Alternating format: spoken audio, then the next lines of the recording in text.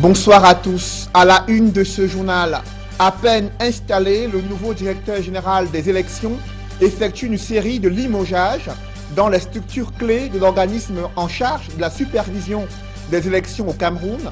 Ce signe de rupture avec son prédécesseur n'a pas pour autant estompé la polémique autour de sa nomination et son mandat de 5 ans à la tête des l'ECAM. La société civile dénonce une violation flagrante de la loi portant code électoral. Explication à suivre à l'ouverture de ce journal.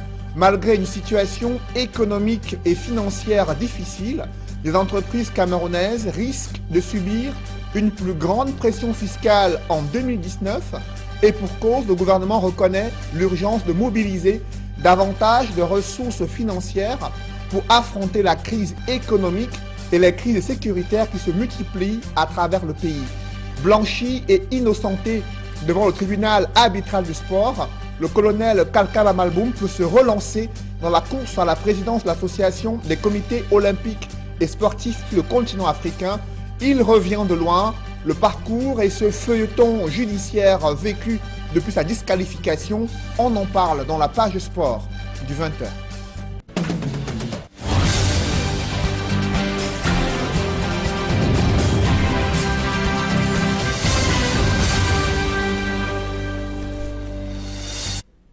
Merci de suivre cette édition complète de l'information sur Equinox Télévision. À peine nommé directeur général des élections et installé à ses fonctions, le nouveau directeur de l'ECAM, Eric Essousser, a procédé à une série de limogeages des différents responsables administratifs et financiers, la cellule informatique, mais aussi les différentes cellules en charge des inscriptions sur les listes électorales au sein de l'ECAM.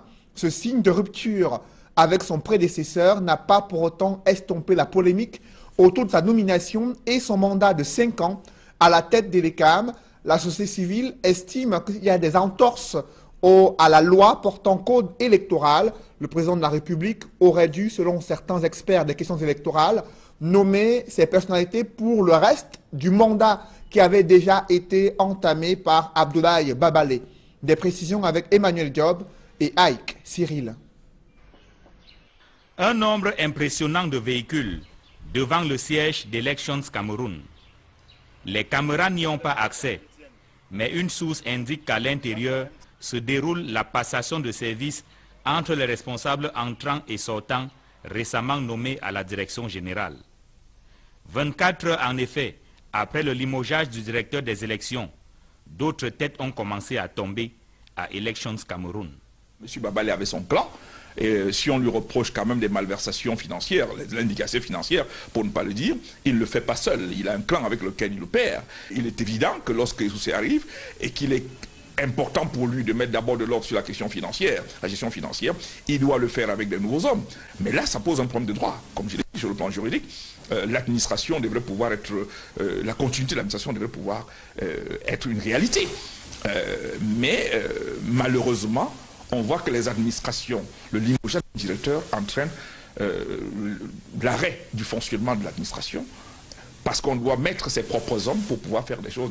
Sont pour l'instant concernés par ces mouvements la division administrative et financière, la division de la communication et des relations publiques, la division de l'informatique, du fichier électoral et des statistiques, la division des opérations électorales et référendaires.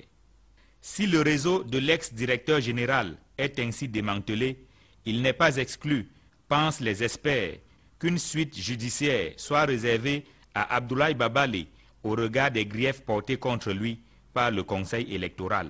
Si on était dans un pays sérieux, il est évident qu'il va falloir faire un audit de la gestion de M. Babalé, et cet audit-là devrait nécessairement entraîner, pas seulement conduire non seulement aux conséquences administratives, comme on a commencé à les voir, mais aux conséquences judiciaires, notamment le départ de M. Babalé vers la nouvelle université de Nkodengi.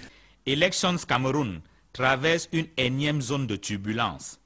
Les décrets du président de la République portant nomination d'un nouveau directeur général et d'un nouveau directeur général adjoint n'arrangent pas la situation selon des experts. d'autant qu'ils violent eux-mêmes les textes en vigueur. M. Biya vient de faire les décrets 340 et 341 qui nomment le directeur et son adjoint et précise que ces personnes sont nommées pour une période de 5 ans. Bien entendu, il s'agit là de pourvoir au remplacement des personnes dont la vacance a été constatée du fait d'une part de faute lourde et d'autre part de nomination à un autre poste pour l'autre. Alors, de ce point de vue, la loi est claire. On ne pourvoit au remplacement que pour la durée du mandat restant. Et la durée pour M. Babal est de 3 ans et non de 5 ans. Donc, de ce point de vue, lorsqu'on peut se donner autant de liberté, y compris la plus haute autorité de l'État, sur la loi, alors on a des soucis à se faire sur le regard ou alors l'attitude que ces mêmes personnes auront sur le respect strict de la loi électorale elle-même. Après les sénatoriales du 25 avril dernier, Elekam est attendu sur pas moins de 4 autres fronts cette année. Au regard de la situation que traverse l'institution, pas sûr que le pari soit tenu. 3 semaines après des casses et déguerpissements forcés des petits commerçants, ils sont de retour sous les emprises de la route située au marché New Daido dans le 1er arrondissement de Douala. Ces commerçants qui justifient cette violation des injonctions de l'autorité administrative, évoquant le problème de recasement au sein du marché New Daido, un problème qui préoccupe les autorités locales, mais aussi les responsables de cet espace marchand. Reportage Mitterrand Dame et Xavier Foucault. Il y a 3 semaines, les autorités administratives se sont engagées dans une lutte contre le désordre urbain au marché New Daido dans le 1er arrondissement de Douala. Tous les commerces installés en bordure de route ont été détruits et le sous-préfet s'était montré menaçant pour dissuader les déguerpis. Nous sommes arrivés ce matin parce que monsieur le préfet nous a instruit de revenir pour remettre de l'ordre dans cet espace marchand.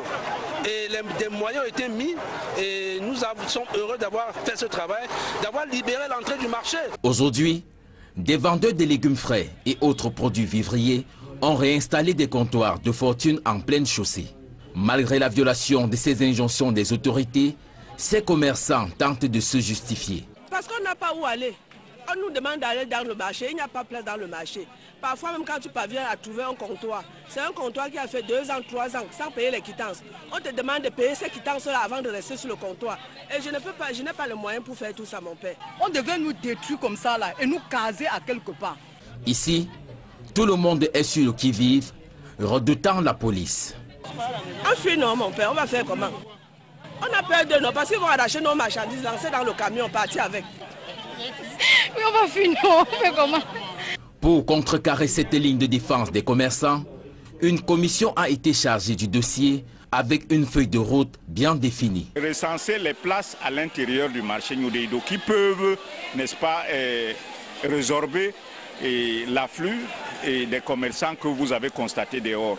Ensuite, discipliner à l'intérieur, c'est-à-dire l'occupation rationnelle de l'espace et puis la salubrité pour qu'il y ait la fluidité et pour accueillir tout le monde dans le marché. Cependant, des petits commerçants contestent le site de recasement vers lequel ils sont orientés. Alors non, il y a un gars de vieux fait là-bas. Il y a le vieux fait. On va où? Le camion arrive à 2 h du matin, tu vas voir le camion où? C'est enclavé.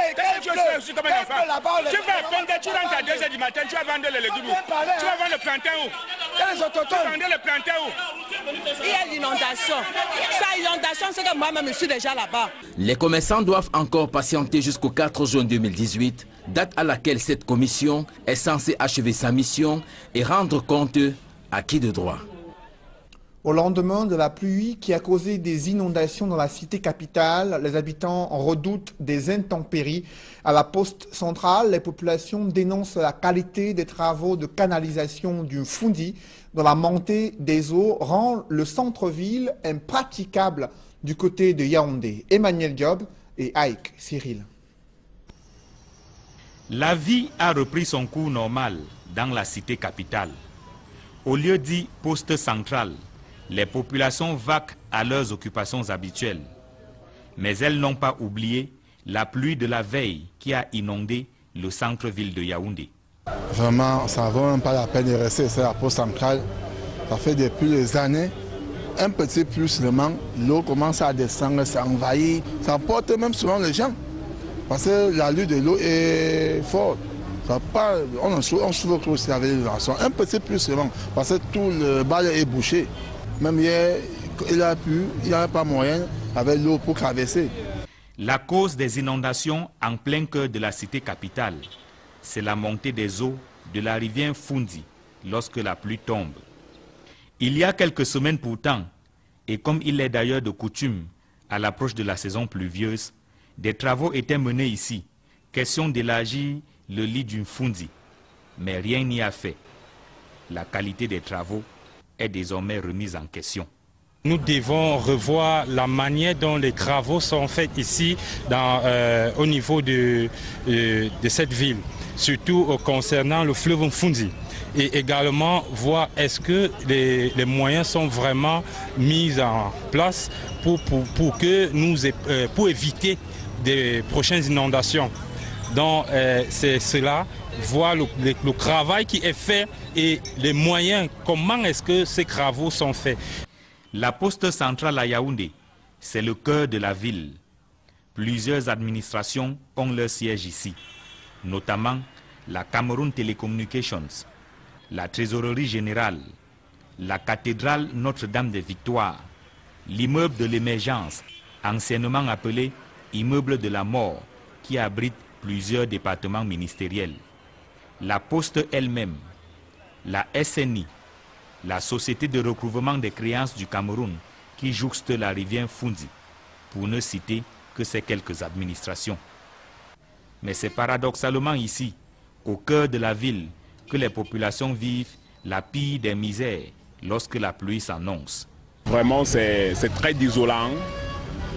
C'est plus comme macabre d'être dans un pays comme celui-ci où on est dans le plus grand carrefour carrément, la capacité capitale, et on se trouve avec des phénomènes tels que des inondations. On était censé prendre des mesures pour qu'à la longue, avec les plans de tarification, les tracements de la ville, pour ne pas en arriver là. Quand vous arrivez par exemple dans un bus comme celui-là qui est celui du Fundi et qu'on nous dise que les eaux qui inondent la poste sortent carrément de ce bus, ça veut dire qu'on n'a pas fait la buse suffisamment profonde.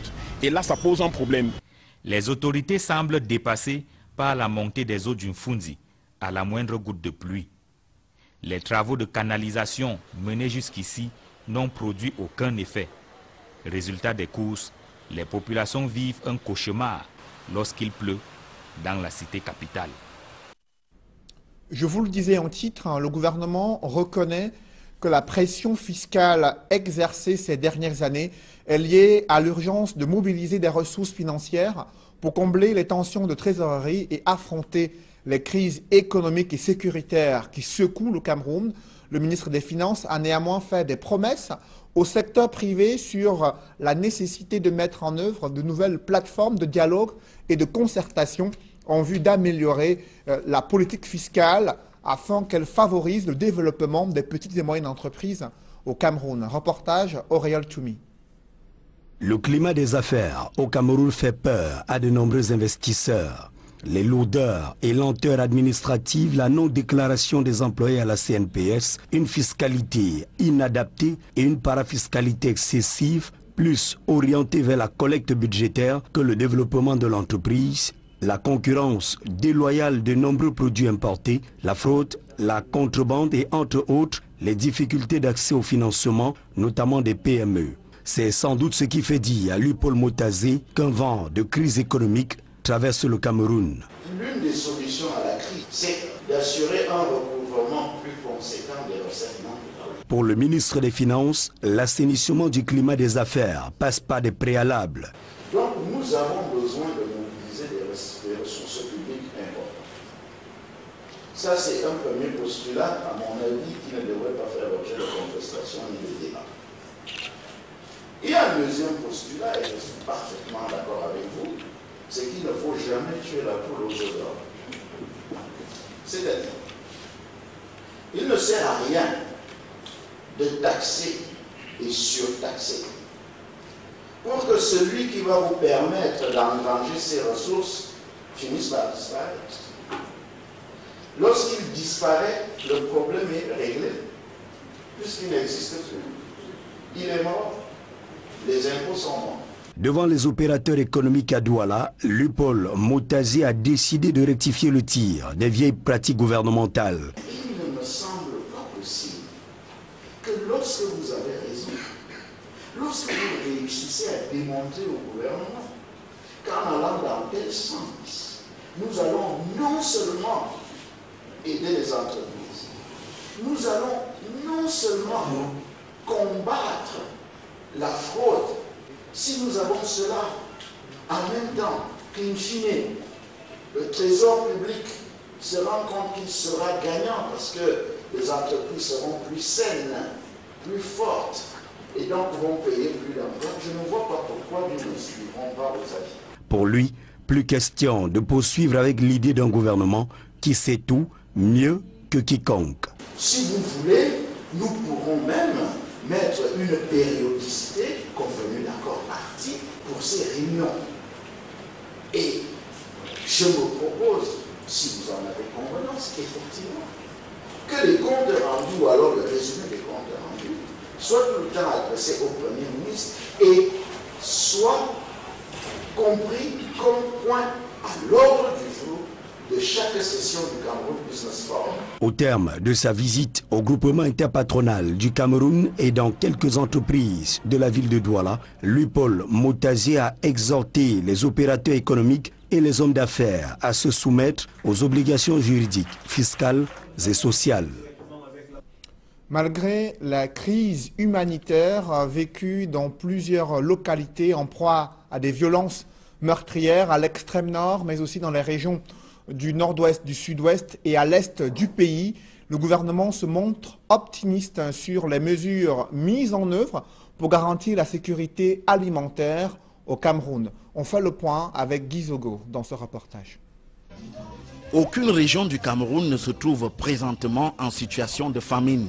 Le ministre de l'Agriculture s'est voulu affirmatif lors de la présentation de la situation de la sécurité alimentaire au Cameroun qui a eu lieu à Yaoundé. Tout au plus, il a concédé quelques difficultés.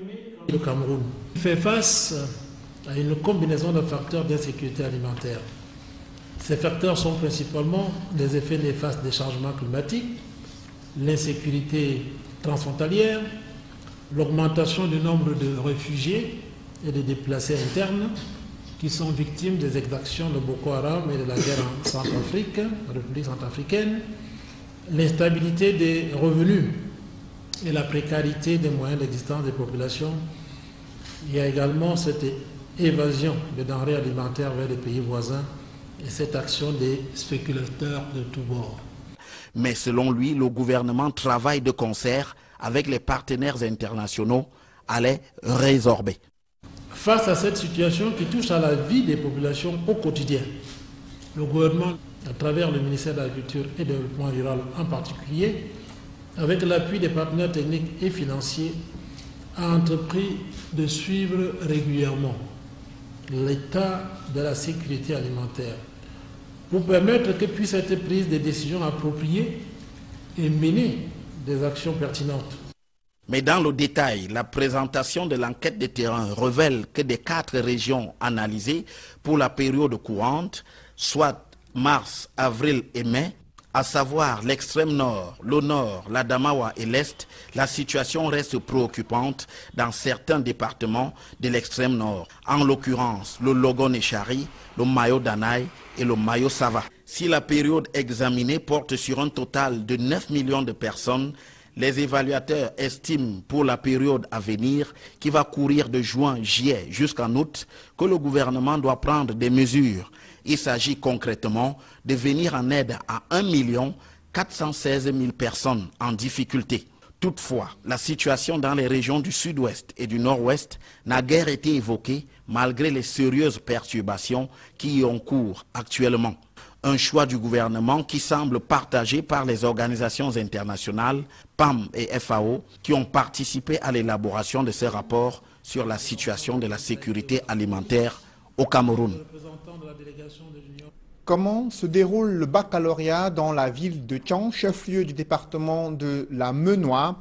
Là-bas, les forces de l'ordre ont quadrillé les centres d'examen pour assurer la sécurité des candidats en raison de la proximité de cette ville avec les localités des régions du sud-ouest et du nord-ouest, là où le pic des tensions a été enregistré ces dernières semaines. Leclerc Sakem et Kediara. Les examens officiels dans la ville de Tchon se déroulent sous haute disposition sécuritaire due à la situation qui prévaut dans les régions voisines, mais également à la présence dans la ville des élèves en provenance du Lébialem. Au lycée bilingue de Tchon, par exemple, les premières journées jouissent dans l'ensemble d'un rapport favorable. Pour le moment, je peux vous rassurer que tout se passe très bien. Il n'y a pas d'anécroche, il n'y a pas de perturbation. Quelques candidats ont été un peu frileux, je crois que c'est le stress de l'examen.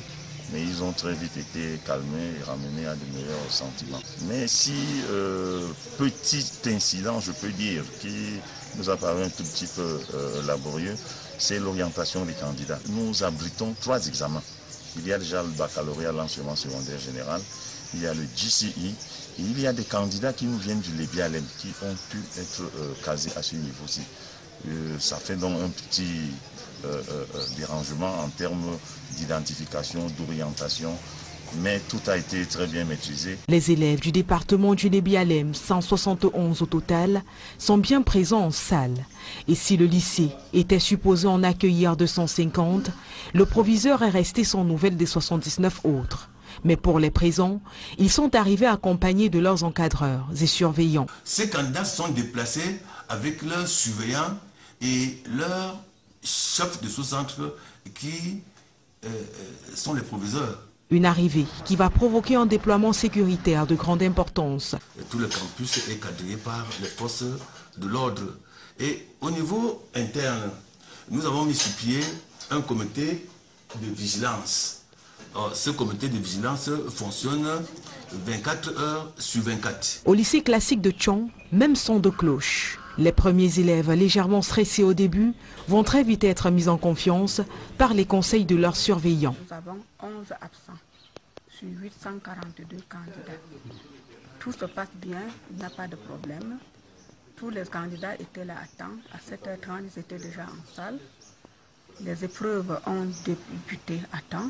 Ici aussi, des dispositions sécuritaires seront prises pour permettre aux futurs étudiants de travailler en toute quiétude. Compte tenu de la situation actuelle, toutes les dispositions sécuritaires ont été prises par nous-mêmes et par les autorités. Au terme de cette semaine et de la longue attente des résultats, les lycéens d'hier deviendront à coup sûr les étudiants de demain, à condition toutefois de donner le meilleur d'eux pour braver les épreuves dès à présent. Dans l'arrondissement de Baré-Bakem, d'autres élèves n'ont pas les mêmes opportunités que leurs camarades que vous venez de voir dans la ville de Tchon, et pour cause, ils sont confrontés à un manque criard d'espace et de conditions optimales pour améliorer leur apprentissage. Des enseignants également se plaignent de l'insuffisance de matériel didactique dans ce village de Munko, situé dans l'arrondissement de Baré-Bakem, département du Mungo. Là-bas, le mauvais état des routes plombe le développement de ce village. C'est le constat que font Cyril Djemba et Gladys Sidier dans ce reportage. À 8 km du centre urbain de Baré-Bakem dans le Mungo, le village Munkwa est une localité enclavée où vivent près de 1000 âmes. Munkwa, comme d'autres coins reculés du pays, connaît un important déficit d'infrastructures socio-économiques et culturelles. Sa population, essentiellement rurale, fait face à d'énormes difficultés. Nous avons toujours, surtout, problème d'eau potable, problème de route, problème de lumière. Vraiment, nous vivons très mal ce village. Très mal. Bon. S'il pleut, bon, les motos ne prennent parfois les 2000 francs. Bon, vraiment, c'est pas facile pour nous ce village. Les rivières, pour nous ravitailler avec l'eau au village. Et vous consommez ça? Oui, nous consommons. Hein? Nous consommons. Donc, on tire, donc on chauffe ça un peu au feu, après on laisse à l'abri. Et puis après on consomme. Voici à quoi ressemble l'école du village Munkwa. En dépit de la présence d'un bâtiment moderne, l'essentiel des salles de classe est en matériaux provisoires. Les enseignants manquent de matériel didactique pour travailler dans un minimum de confort. Tout comme les élèves n'ont pas d'espace de jeu et loisirs. L'école de Mounko a tellement souffert. Les enfants divaguaient, on nous injuriait partout, on nous injuriait. Il fallait aller remplir les toilettes des gens au quartier et tout ça. C'est dans cette logique qu'une âme de bonne volonté offre des équipements sportifs. Un don que les bénéficiaires promettent d'en faire bon usage. Puis vous assurer, Monsieur le Président Jean-Noël, que les heureux bénéficiaires de ce jour sauront faire bon usage de ce don précieux. Et nous vous porterons dans nos prières afin que Dieu continue à remplir vos poches, vous procurer santé et longévité. Au-delà des infrastructures éducatives et routières, le village Monkwa manque aussi un centre de santé.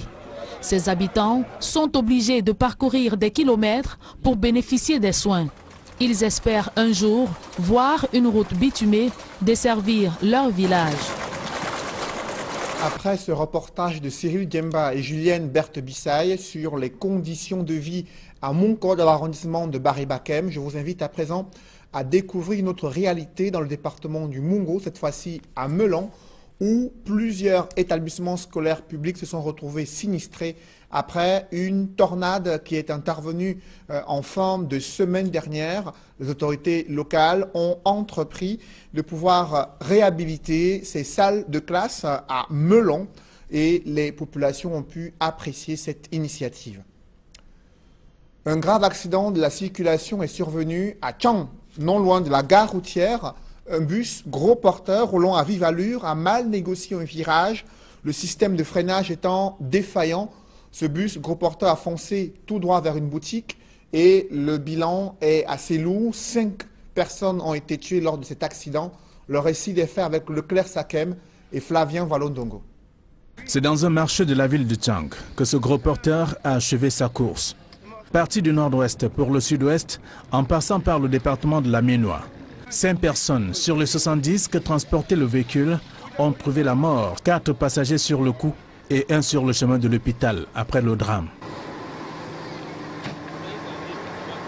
La victime qui fait le point révèle que le véhicule qui roulait à vive allure a perdu son système de freinage et s'est retrouvé à cet endroit. Dans cette course folle, le gros porteur de Mogam au voyage a terrassé les poteaux électriques avant de se retrouver dans une boutique du marché Baleveng à Tchang. Les éléments de la brigade de gendarmerie de Nkoni sont descendus sur les lieux pour sauver quelques blessés, tandis que d'autres étaient conduits dans des formations sanitaires de la ville. Si le mauvais état des routes et celui des véhicules sont souvent décriés comme étant des causes des multiples cas d'accidents enregistrés, il est à noter que le comportement de certains chauffeurs est aussi pour beaucoup. Désormais blanchi et regaillardi, innocenté, le colonel Kalkaba Malboum peut se relancer dans la course à la présidence des associations des comités olympiques et sportifs sur le continent africain.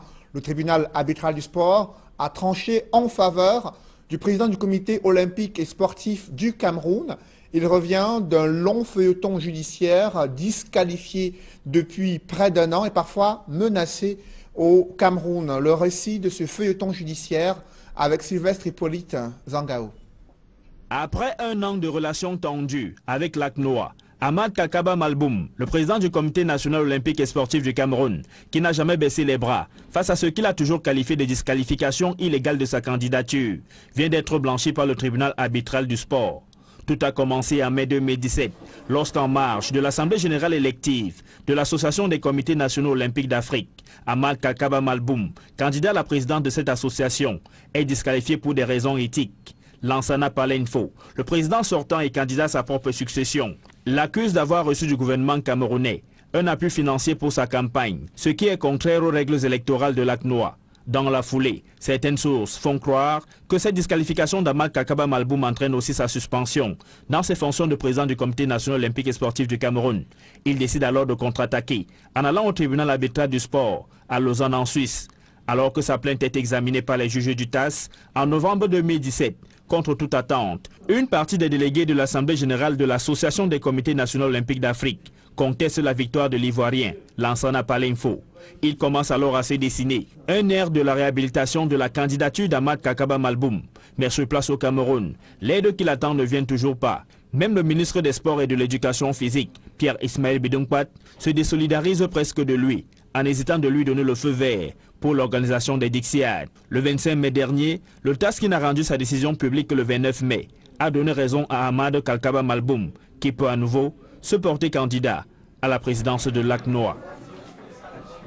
Mesdames, messieurs, c'est la fin de ce journal. Merci de l'avoir suivi. Je vous souhaite une bonne soirée sur Equinox Télévision.